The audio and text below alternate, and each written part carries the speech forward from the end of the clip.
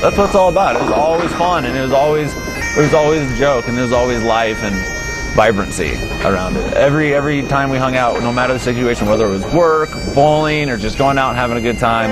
I was probably 15 and he was 17, and he used to close pizza a lot, and I used to close kitchen a lot. And we'd go hang out afterwards, and we'd sit in his driveway and talk for forever and ever and ever. I'd even follow him over to his house, and we'd just sit in his parents' driveway and talk. And he was a really good person. My favorite would probably be like whenever Darren or someone would be like, I thought we were friends, and he would say, don't ever threaten me like that again. And he tells me, he'd tell me all of the good things that he'd done in his life, you know, the happy things he was proud of. He always used to just mess around with people. He was a good person. Me and Mike would find dope balls and put them up and take pictures of them and say that we're going to show Maria. A lot of things. Mike is a very good friend for me, and I miss a lot of things. Just like Oompa Loompa type of thing. All the short jokes, just because I'm small.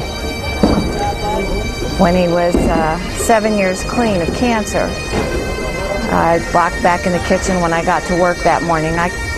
Horrible with dates, so I don't remember those things. It was just a few months ago. It could be 6 months ago. It could be 4 months ago. I don't remember. But I walked back in the kitchen that morning when I got to work, and he goes, "Guess what?" And I looked at him, he goes, "What?" And he goes, 7 years clean. And I looked at him and I went, "What?" He goes, "I've been cancer-free for 7 years. Today's the anniversary."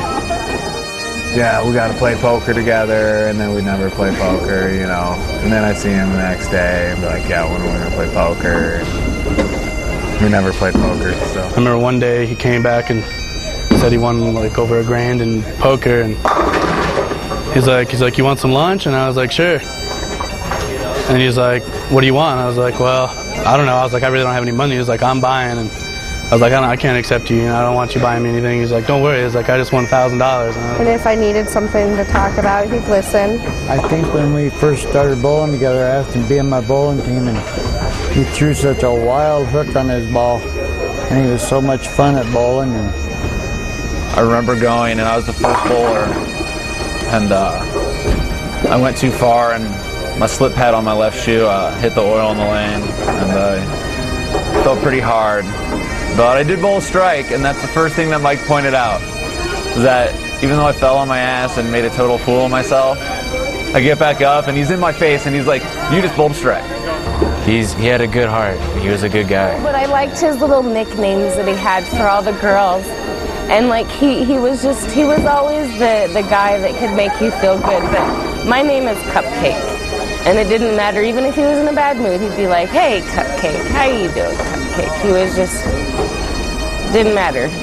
When I was a little kid looking up to him, how he was such a big fan of Michael Jordan, that kind of made me start to like Michael Jordan and follow basketball. And he was in his Michael Jordan stage, and he thought he was a awesome basketball player. And he would come up, he goes, "Walt, we need to go play some hoops sometime, go play some basketball." And I'm a pretty good basketball player. And he'd come on, we went down to the park and played some one-on-one. And I kind of schooled him like maybe 15-3 or something like that a couple times. And he would, at the end he'd come up and say, "Damn, Walt, you're pretty good." And then he would always practice after that and got better and better. And after a while, he played pretty even with me. So that was my fondest memory of Mike. So much that you could say to him, but I do appreciate what he did what he did just around. He was always such a nice person, and I do appreciate working with him. Always in a good spirit, never was in a harsh or any bad. We always had a good time.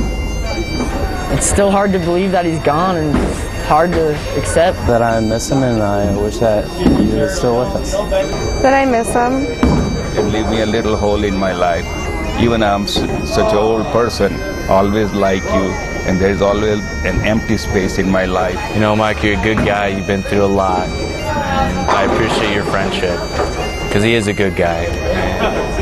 Why'd it have to be you?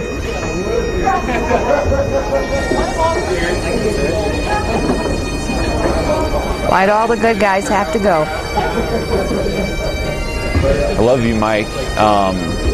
You were my master, you were my pupil, and you were my equal. And never once did I ever question any one of those things. And what you have given me, aside from the awesome bowling ball, which I will use for years to come, is that I'm going to miss you, and I can only hope that you're in a better place right now, and I love you. We just got to keep him alive in our hearts and minds. And I'd probably thank him for everything he showed me. I would tell him that he's missed. I don't know. It's hard. I don't know. He definitely brought a lot of good energy. That's all I know. Mike, I wish you were here. And you really should be. It's awful young age, and I wish you were here to razz it up with me and give me a hug and tell me you cared about me. Because we did care about you. We loved you. And I love him. And I'm glad he was my friend.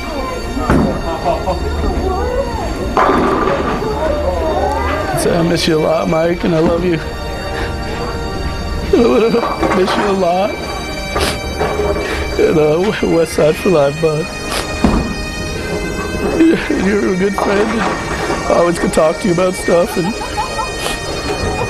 you're just, I love coming to work and working with you, and you always made my day special.